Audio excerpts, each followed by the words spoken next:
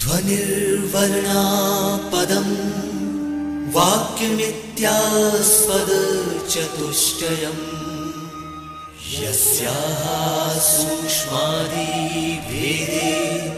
वाग्देवीं तामुपास्महे।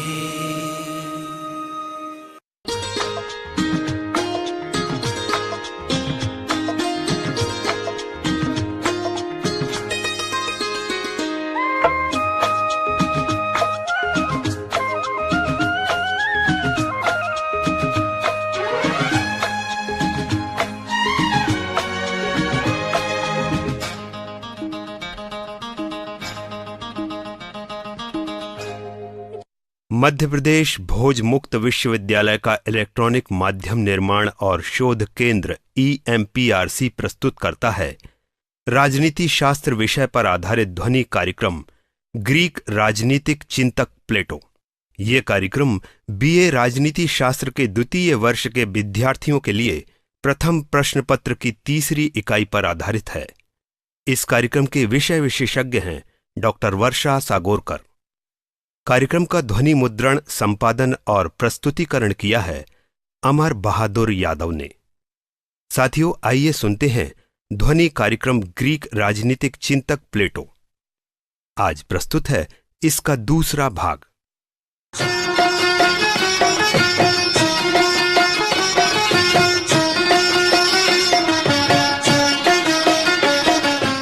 नमस्कार बच्चों, आज हम प्लेटो के साम्यवाद के सिद्धांत के बारे में बात करेंगे। इसके पूर्व मैंने आपको यूनानी राजनैतिक चिंतन में प्लेटो के शिक्षा सिद्धांत के बारे में बताया था और उसमें मैंने आपको ये बताया था कि प्लेटो एक आदर्श राज्य का निर्माण करना चाहता है और आदर्श राज्य के निर्माण के लिए उसने 4 आधार स्तंभ तैयार किए थे, जिसमें एक शिक्षा था, दूसरा साम्यवाद, तीसरा न्याय और चौथा दार्शनिक शासक। तो आज हम आदर्श राज्य के दूसरे पिलर साम्यवाद के बारे में बात करेंगे। और साम्यवाद उसने जो प्रस्तुत किया है वो 2 प्रकार का साम्यवाद प्रस्तुत किया है, एक संपत्ति का साम्यवाद और दूसरा परिवार का साम्यवाद। प्लेटो परिवार और संपत्ति दोनों को आकर्षण का विषय मानता था। उसका ये मानना था कि दोनों में इतना आकर्षण होता है कि जिससे प्रभावित होकर मनुष्य वह सारे काम करने लगता है जो उसे करने नहीं चाहिए। प्लेटो की ये जो विचारधारा है साम्यवादी, इसे हम नवीन या मौलिक नहीं कहेंगे। प्लेटो से पूर्व भी यूनानियों ने साम्यवाद का संदेश दिया था और इसका व्यावहारिक ज्ञान यूनान के नगर राज्यों में उपलब्ध था।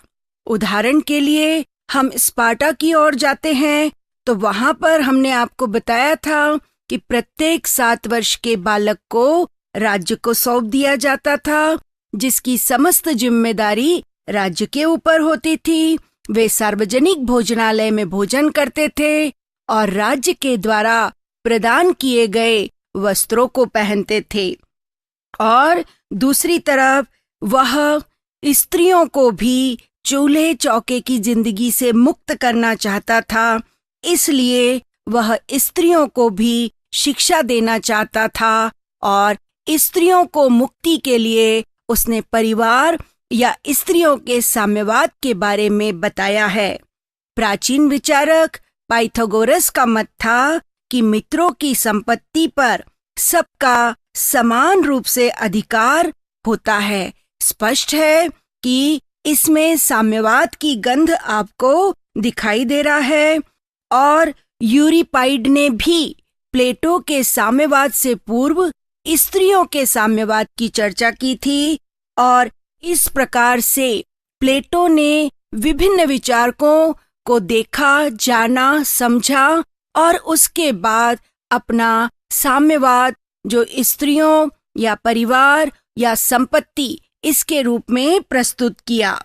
और इसका जो साम्यवाद था वो प्राचीन यूनानी राजनैतिक चिंतन की ही देन हम कह सकते हैं। तो सबसे पहले हम पढ़ेंगे संपत्ति का साम्यवाद। जैसा कि मैंने आपको बताया कि संपत्ति को वह मोह मानता था, माया मानता था, बहुत बड़ा आकर्षण मानता था। इसलिए उसने प्रत्येक व्यक्ति के आत्मा के गुण के आधार पर 3 वर्ग किए। एक है शासक वर्ग, दूसरा है सैनिक वर्ग और तीसरा है उत्पादक वर्ग। और इसने जो साम्यवाद आपको दिया है वह केवल उत्पादक वर्ग और सैनिक वर्ग के लिए दिया है, क्योंकि इनको वह राज्य का संरक्षक मानता है। राज्य के देखभाल और उसकी सुरक्षा की जिम्मेदारी इसी संरक्षक वर्ग के ऊपर होती है।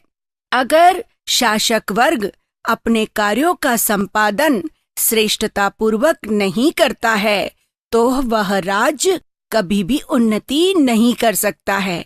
इसलिए राजा और सैनिक अर्थात दार्शनिक और सैनिक अपने कार्य को भली भांति अंजाम दे, अच्छे से काम करे, कर्तव्यों का निर्वाह करे। इसलिए उत्पादक वर्ग को छोड़कर संरक्षक वर्ग के लिए उसने साम्यवाद प्रस्तुत किया है।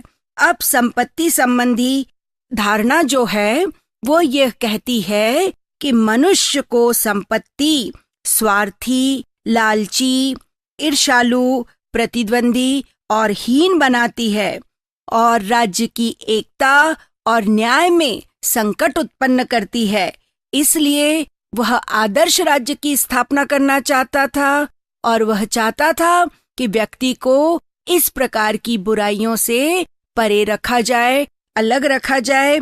इसलिए उसने संरक्षक वर्ग के लिए संपत्ति का साम्यवाद प्रस्तुत किया कि संपत्ति के आकर्षण से संरक्षक वर्ग को दूर रखा जाए। अब बच्चों, आपके दिमाग में ये प्रश्न आएगा कि अगर किसी व्यक्ति के पास संपत्ति नहीं है, पैसा नहीं है, धन नहीं है और वह उतने बड़े पद पर बैठा हुआ है तो किस प्रकार से अपने दैनिक जीवन की आवश्यकताओं की पूर्ति करेगा या संपत्ति को किस प्रकार से उसका उपयोग किया जाएगा।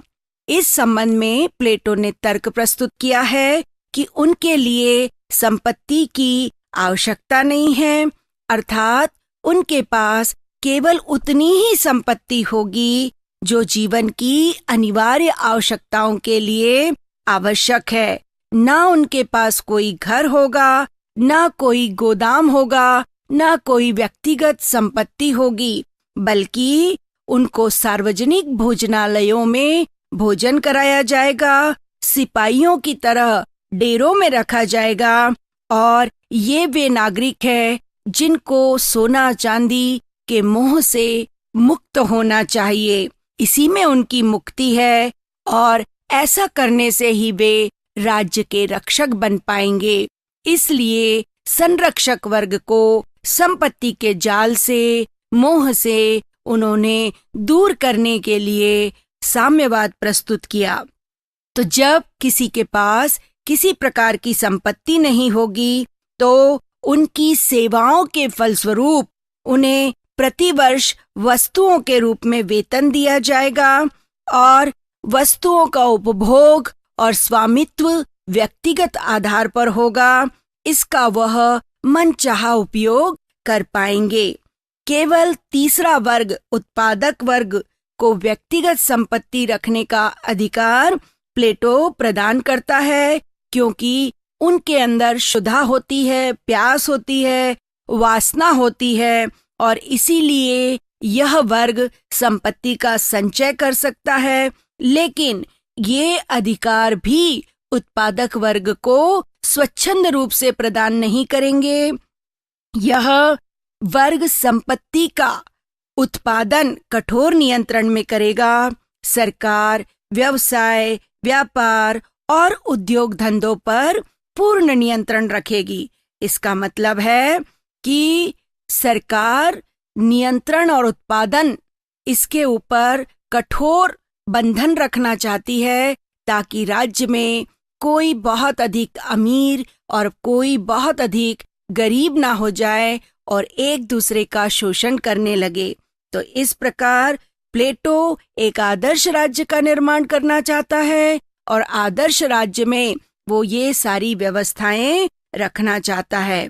प्लेटो के आदर्श राज्य में संपत्ति के अत्यधिक बहुलता और न्यूनता को भी वह नियंत्रित करना चाहता है। वह यह देखना चाहता है कि संपत्ति उचित साधनों के द्वारा अर्जित की गई है अथवा नहीं, ऊंचे ब्याज दर या मुनाफे में तो नहीं कमाई गई है।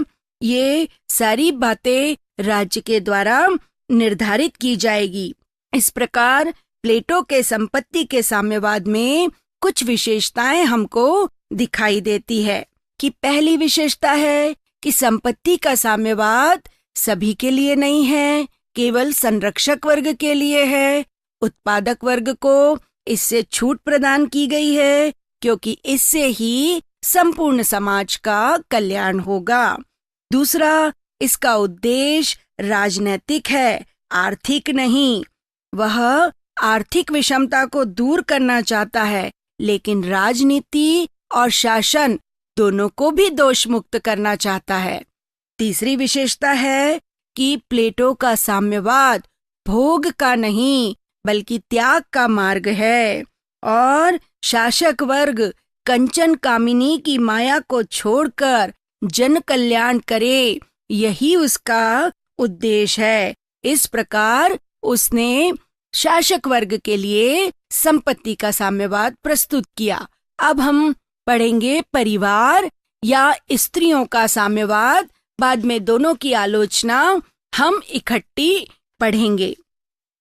तो जिस प्रकार मैंने आपको बताया कि संपत्ति अपने आप में बहुत बड़ा आकर्षण है, उसी प्रकार प्लेटो यह मानता है कि परिवार, बच्चे और स्त्रियां ये भी बहुत बड़ा आकर्षण है, जिसके प्रभाव में आकर, जिनकी दुविधा के जाल में फंसकर मनुष्य अपने पथ से विमुख हो जाता है, अपने कर्तव्यों को नहीं कर पाता जैसा कि उसे करना चाहिए। इसलिए प्लेटो ने संपत्ति के साथ साथ परिवार का भी साम्यवादीकरण कर दिया। मैं बार बार साम्यवाद की चर्चा कर रही हूँ। मैं बच्चों आपको बताना चाहती हूँ कि साम्यवाद का अर्थ होता है किसी चीज के ऊपर बैन लगाना या किसी चीज की मनाही। तो इसके अंतर्गत उन्होंने परिवार और संपत्ति दोनों चीजों की मनाही की गई है, चूंकि वो यह मानता है कि स्त्रियों में भी बहुत अधिक क्षमता होती है, केवल लिंग के अतिरिक्त उसमें कोई अंतर नहीं होता, उनमें भी बुद्धि होती है और प्रत्येक स्त्री को बुद्धि का विकास करने का अवसर मिलना चाहिए। चूल्हे चौके की जिंदगी से मुक्ति मिलनी चाहिए। पूरा समय बच्चों के लालन पालन में ना बिताए, बल्कि अपने भी व्यक्तित्व का निर्माण करे, अपनी भी उन्नति करे। इन सब चीजों को ध्यान में रखकर प्लेटो ने संपत्ति के साथ साथ स्त्रियों का साम्यवाद भी प्रस्तुत किया है। वह ये कहता है कि शासक वर्ग, आप समझ गए होंगे शासक वर्ग का मतलब सैनिक और दार्शनिक यानी राजा, इन दोनों को संपत्ति के साथ साथ परिवार या स्त्रियों के मोह से भी मुक्त हो जाना चाहिए, ताकि स्त्रियों को भी समाज में स्थान देने के लिए सारे लोग गंभीरता पूर्वक विचार कर सके। उसने अपने साम्यवाद के लिए एक ऐसी योजना प्रस्तुत की ताकि स्त्रियां घर की चार दीवारी से हटकर या घुटनमय जीवन से मुक्त होकर संपूर्ण सामाजिक और राजनीतिक व्यवस्था में सांस ले सके, अपने व्यक्तित्व का विकास कर सके। और पहली ऐसी व्यवस्था है जिसमें स्त्रियों को हर जगह अधिकार दिए गए हैं सामाजिक और राजनीतिक जीवन में भाग लेने के। इस प्रकार प्लेटो ने जो व्यवस्था प्रस्तुत की वो 2250 वर्ष पूर्व की व्यवस्था थी और आप सोच सकते हो कि उस समय भी यह विचारक स्त्रियों की मुक्ति के लिए बात करता है, स्त्रियों को सामाजिक, आर्थिक, राजनीतिक अधिकार देने की बात करता है और उनके व्यक्तित्व के विकास की बात करता है, जो आज के युग की सबसे प्रमुख और लोकप्रिय विचारधारा है। तो प्लेटो जैसे दार्शनिक का ही साहस हो सकता है कि वह परिवार जैसी मूलभूत संस्था पर वज्राघात कर सके और उसे नष्ट करने का सुझाव देकर एक राज्य परिवार का निर्माण करने का या सुझाव दे सके या योजना प्रस्तुत कर सके।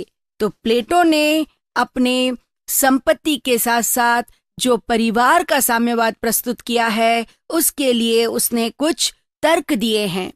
सबसे पहले वह चाहता है कि संरक्षक वर्ग को मोह से मुक्त कर दिया जाए, क्योंकि उसके जो सार्वजनिक कर्तव्य होते हैं वह परिवार और बच्चों के कारण वह पूरी तरह से नहीं कर पाता। ये लोग उसके कार्य में बाधा उत्पन्न करते हैं, इसलिए वह परिवार नामक संस्था को समाप्त करने के पक्ष में था। फिर राज्य में एकता स्थापित करने के लिए व्यक्तियों में जो तेरे मेरे की भावना उत्पन्न हो जाती है कि ये तेरा परिवार है, ये तेरी संपत्ति है, ये मेरा परिवार है, मेरे बच्चे हैं और मेरी संपत्ति है, और इसके लिए व्यक्ति आपस में संघर्ष करता है। इसलिए राज्य के हित में, देश में एकता स्थापित करने के उद्देश्य से प्लेटो ने परिवार का साम्यवादीकरण कर दिया। तीसरा वह जो विशेषता देता है वह है महिलाओं को मुक्ति और समान अधिकार। जैसे कि मैंने आपको पूर्व में ही बताया था कि वह उनको चूल्हे चौके की जिंदगी से मुक्त करना चाहता है और वह यह मानता है कि परिवार वह स्थान है जहां स्त्रियों में हीन भावना उत्पन्न हो जाती है, जहां उनकी प्रतिभा का हनन होता है और वह अपने व्यक्तित्व का निर्माण नहीं कर पाती। इसलिए पुरुषों के समान सार्वजनिक जीवन में भाग लेने का अवसर प्रदान करने के लिए प्लेटो ने उत्पादक वर्ग को छोड़कर समस्त वर्ग के लिए साम्यवाद प्रस्तुत किया, स्त्रियों का साम्यवाद। श्रेष्ठ संतान की प्राप्ति के लिए प्लेटो का ये मानना था कि अगर श्रेष्ठ पुरुष का श्रेष्ठ स्त्री के साथ संपर्क होता है तो उससे जो संतान प्राप्त होगी वह उच्च कोटि का दार्शनिक होगा और वह राज्य की उन्नति में महत्वपूर्ण योगदान देगा। इसलिए परिवार नामक संस्था या विवाह नामक संस्था के द्वारा कुरूप और अप्रतिभा संपन्न ऐसी सारी स्त्रियों का विवाह किसी भी पुरुष के साथ, चाहे वो प्रतिभा संपन्न हो अथवा ना हो, कर दिया जाता है और उनसे जो संतान उत्पन्न होती है वो उतनी प्रतिभाशाली नहीं होती जितना कि दोनों में से कोई एक होता है। इसलिए श्रेष्ठ पुरुषों का श्रेष्ठ स्त्री के साथ संपर्क कराया जाएगा और उससे जो संतान उत्पन्न होगी वो श्रेष्ठ दार्शनिक कहलाएगी। इसलिए भी वह इस संस्था को समाप्त करना चाहता है। उसका एक उद्देश्य इस साम्यवाद के माध्यम से यह भी है कि वह परिवार नामक संस्था में सुधार करना चाहता है। हम प्लेटो के जितने भी ग्रंथ उठाकर देखते हैं, रिपब्लिक हो गए, द स्टेट्समैन हो गए, वहां पर वह परिवार नामक संस्था का कट्टर विरोधी है। लेकिन जैसे ही हम लॉज की तरफ जाते हैं वैसे ही हमको पता चलता है कि वह परिवार नामक संस्था में सुधार करना चाहता है, राज्य की दृष्टि से राज्य के हित में संशोधन करना चाहता है और स्त्रियों के अधिकारों की दिशा में काम करना चाहता है। तो इस प्रकार महिलाओं को पारिवारिक बंधनों से मुक्त कर शासक वर्ग में स्थान देने मात्र से ही प्लेटो पर्याप्त नहीं मानता, बल्कि इस बात की भी व्यवस्था करता है कि संरक्षक वर्ग के स्त्री पुरुषों में श्रेष्ठ आधार पर यौन संबंध विकसित हो और उनकी संतति का राज्य हित में उपयोग किया जाए। संरक्षक वर्ग यदि श्रेष्ठ संतति उत्पन्न करेगा तो उनकी जनसंख्या भी स्थायी बनी रहेगी और ऐसे पुरुष उत्पन्न होंगे या ऐसी स्त्रियां उत्पन्न होंगी जो राज्य के हित में काम करेंगी। इस प्रकार वह यह मानता है कि उसने आयु के अनुसार स्त्री और पुरुषों के लिए ये वाली प्रक्रिया यानी संपर्क प्रक्रिया को उसने बांटा है। उसने ये बताया कि 25 से लेकर 55 तक पुरुष संसर्ग कर सकते हैं, सहवास कर सकते हैं और 20 से 40 वर्ष तक स्त्रियों में प्रजनन शक्ति होती है तो ये संतान को जन्म दे सकती है। इस प्रकार इस आयु में सहवास और प्रजनन करने से जो संतान उत्पन्न होगी वह श्रेष्ठ होगी और ऐसी संतानें देश के हित में, यूनान के हित में काम करेंगी और ये उत्पन्न हुए बच्चे राज्य के द्वारा ले लिए जाएंगे। इसके पालन पोषण की जिम्मेदारी माता के ऊपर ना होकर संपूर्ण राज्य के ऊपर होगी और संपर्क के द्वारा उत्पन्न हुए बच्चे किस पिता के हैं या किस पुरुष के हैं इसको दार्शनिक वर्ग को ज्ञान नहीं होने के कारण वह सब राज्य में रहने वाले बच्चों के, स्त्रियों के, व्यक्तियों के हित में काम करेगा। परिवार उसके मार्ग में रोड़ा नहीं उत्पन्न करेगा, उसको उसके पथ से भ्रष्ट नहीं करेगा। इस प्रकार से समाज का वह निर्माण करना चाहता है ताकि समाज में एकता बनी रहे, स्त्रियों को अधिकार मिल सके और श्रेष्ठ संतानों की उत्पत्ति हो सके। तो प्लेटो ने आदर्श राज्य की स्थापना करने के लिए इस तरह का साम्यवाद प्रस्तुत किया, लेकिन आलोचक जो थे वो उसके इस साम्यवाद से प्रसन्न नहीं थे।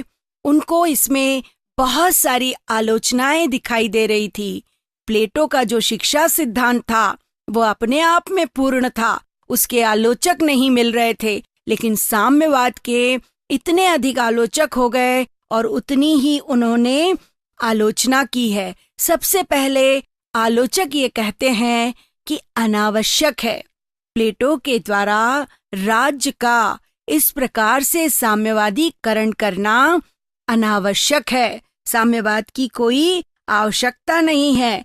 प्लेटो आदर्श राज्य की जो स्थापना करना चाहता है और उसके लिए वह सिराक्यूज की ओर गया था और उसके शासक को उसने आदर्श राजा बनाने का प्रण किया, लेकिन बाद में उसने ये स्वीकार किया कि आदर्श राज्य केवल कल्पनाओं में देखा जा सकता है, वास्तविकता से आदर्श राज्य का कोई सरोकार नहीं। तो ये बाद में जाकर उसने स्वीकार किया और बाद में जाकर उसने लॉज में भी ये स्वीकार किया कि परिवार नामक संस्था होनी चाहिए। वह भी उनके शिष्य अरस्तु के कारण, क्योंकि वह परिवार को प्रथम पाठशाला मानता था। मनुष्य के सारे जो गुणों का विकास होता है वह परिवार में होता है और प्लेटो ने अनावश्यक रूप से इस संस्था को ही समाप्त करने की बात कही। राज्य को सुधारने के लिए नैतिक उपचारों की आवश्यकता होती है, संपत्ति या परिवार को समाप्त करने की आवश्यकता नहीं है। फिर दूसरी आलोचना ये कहकर की जाती है कि स्त्री और पुरुष के स्वभावों में भिन्नता होती है। प्लेटो लिंग के अतिरिक्त स्त्री और पुरुष में कोई अंतर नहीं मानता, जबकि आलोचक ये कहते हैं कि मनुष्य मनुष्य है, पशु नहीं। उनकी क्षमताओं में, स्त्री और पुरुष के स्वभाव में काफी अंतर होता है। कुछ कार्य प्रकृति से स्त्रियों को सौंपे गए हैं और कुछ कार्य पुरुषों को सौंपे गए हैं। माँ बनना स्त्री का पुरुषार्थ है और युद्ध करना पुरुष का पुरुषार्थ है। इसलिए सैनिक और शासक पुरुष अच्छे ढंग से वो कार्य कर सकते हैं और स्त्रियां प्रजनन क्षमता के साथ साथ बच्चों का पालन पोषण, उनकी शिक्षा दीक्षा भली भांति कर सकती है और यही उनका स्वाभाविक कार्य है। और अगर उनके स्वाभाविक कार्य से प्लेटो उनको अलग करता है तो एक मशीन में और एक मर्दनुमा स्त्री में कोई अंतर नहीं रह जाएगा। तीसरी आलोचना इस आधार पर की जाती है कि न्याय सिद्धांत के प्रतिकूल है। न्याय सिद्धांत ये कहता है कि प्रत्येक व्यक्ति एक एक कार्य में दक्ष होता है। अगर एक व्यक्ति एक समय में 50 कार्य करेगा या दूसरे कार्य करेगा तो वह अपने ही उस कार्य को सही ढंग से या दक्षता पूर्वक नहीं कर पाएगा। और कार्य विशिष्टीकरण का सिद्धांत ये कहता है कि हर व्यक्ति एक कार्य में निपुण होता है, तो स्त्री जिस कार्य में निपुण होती है उसे वही कार्य करना चाहिए, पुरुष जिस कार्य में निपुण होता है उसे वही काम करना चाहिए। फिर यौन संबंध सार्वजनिक विषय नहीं है। व्यक्ति में एक सामाजिकता रहे, सांस्कृतिक संस्कृति के प्रति और हमारी नैतिकता के प्रति हमने विवाह नामक संस्था बनाई ताकि पुरुष एक स्त्री के साथ संबंध स्थापित करे और समाज में रहने वाली हर स्त्री, चाहे वो कैसी भी क्यों ना हो, उसका विवाह हो जाता है तो वह पूर्णता को प्राप्त करती है। और यौन संबंध व्यक्ति का निजी मामला होता है, उसे राज्य में लाकर डिस्कस करना या उस पर विचार करना उचित नहीं है।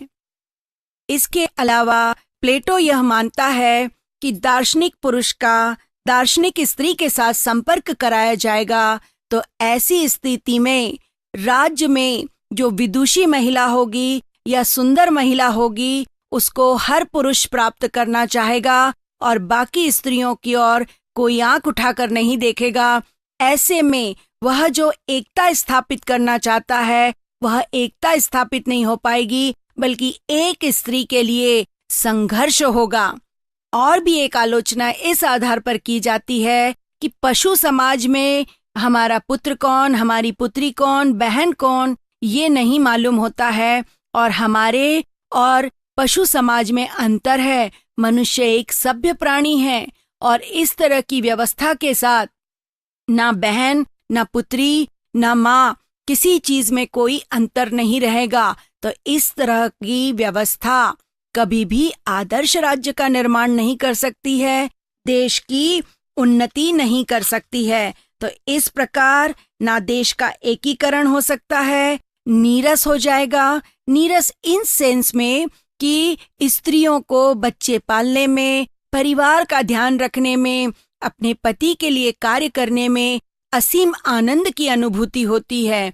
उसमें उसके सारे राग द्वेष जितने भी भाव हैं उसका प्रस्फुटन होता है और वो भाव निकलते हैं और उसकी पूर्ति होती है। लेकिन अगर स्त्री को इन सब भावों से मुक्त कर दिया जाएगा तो उसका जीवन एक नीरस हो जाएगा, कोई प्रेरणा नहीं होगी। मशीनी मानव की तरह बटन दबाया काम शुरू, बटन बंद काम बंद। तो इस प्रकार का मनुष्य बनकर रह जाएगा, क्योंकि मनुष्य को जीने के लिए न केवल संपत्ति बल्कि परिवार, बच्चे और बहुत सारी भावनाओं की आवश्यकता होती है। इसलिए प्लेटो का जो साम्यवाद है वह राज्य में एकता की स्थापना नहीं करता है। तो इस प्रकार हम देखते हैं कि आलोचक प्लेटो के साम्यवाद की बहुत अधिक आलोचना करते हैं और इस तरह से जो उत्साह और संयम का गुण है उसको उसने समाप्त कर दिया है। लेकिन फिर भी हम यह मानते हैं कि संपत्ति का अधिक से अधिक संग्रह देश के हित में नहीं है। संपत्ति के संग्रह के कारण व्यक्ति वह सारे काम करने के लिए तैयार हो जाता है जो देश हित में नहीं है। और ऐसे कई उदाहरण हमको रोज देखने को मिलते हैं, रोज पढ़ने को मिलते हैं। तो प्लेटो का यह कथन तो सही है कि संपत्ति आकर्षण है और संपत्ति केवल उतनी ही होनी चाहिए जितनी की हमारी आवश्यकताएं हैं। आवश्यकताओं से अधिक संपत्ति मनुष्य को वह सारे काम करने के लिए बाध्य कर देती है जो उसे नहीं करना चाहिए। और ये बात भी सही है कि स्त्रियों को चूल्हे चौके की जिंदगी से मुक्ति चाहिए, उन्हें अपने व्यक्तित्व का विकास करना चाहिए, अपनी उन्नति करनी चाहिए। तो आज हम ये देखते हैं कि स्त्रियां इतनी उनमें क्षमता होती है कि प्रजनन के साथ साथ बच्चों के लालन पालन, उनकी शिक्षा दीक्षा के साथ अपने व्यक्तित्व का विकास कर लेती हैं। और इस तरह की प्लेटो की धारणा निश्चित रूप से समाज को कुंठित कर सकती है। इसलिए प्लेटो को हम बुरा नहीं कह सकते। उस समय जो व्यवस्था थी, यूनान की जो स्थिति थी, यूनान में जो युद्ध का वातावरण था और लोगों की संख्या में कमी थी, तो उस समय की विचार के अनुसार उसने सोचा, स्त्रियों को आजादी प्रदान की और ये संपत्ति के मोह से शासक वर्ग को मुक्त रखा। तो ये कहना उचित होगा कि उस परिस्थिति में वह साम्यवाद उचित था, लेकिन आज की परिस्थिति में या हम उस संदर्भ में देखें तो साम्यवाद उचित नहीं है। लेकिन फिर भी हम कह सकते हैं कि सीमित मात्रा में संपत्ति रखना चाहिए और स्त्रियों को अपने व्यक्तित्व का विकास करना चाहिए। इस प्रकार ये स्त्रियों का और संपत्ति का साम्यवाद है जो आपने अभी पढ़ा। उसके बाद हम अगले व्याख्यान में प्लेटो के आदर्श राज्य के, मैंने आपको 4 आधार स्तंभ बताए थे, हम शिक्षा पढ़ चुके हैं, साम्यवाद अभी अभी पढ़ा है और उसके आगे हम न्याय सिद्धांत और दार्शनिक शासक पढ़ेंगे। तभी चारों जब राज्य में स्थापित होंगे तभी आदर्श राज्य की स्थापना हो पाएगी। तो अगला व्याख्यान होगा प्लेटो का न्याय सिद्धांत और दार्शनिक शासक।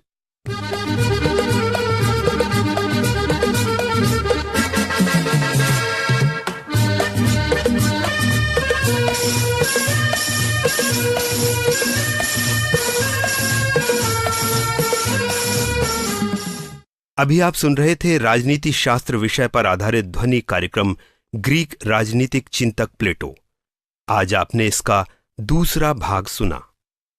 इस कार्यक्रम के विषय विशेषज्ञ एवं वार्ताकार थीं डॉक्टर वर्षा सागोरकर। निवेदक थे मुकेश विश्वकर्मा। इस कार्यक्रम का संपादन और प्रस्तुतिकरण किया अमर बहादुर यादव ने। यह कार्यक्रम मध्य प्रदेश भोज मुक्त विश्वविद्यालय के इलेक्ट्रॉनिक माध्यम निर्माण और शोध केंद्र EMPRC द्वारा निर्मित किया गया।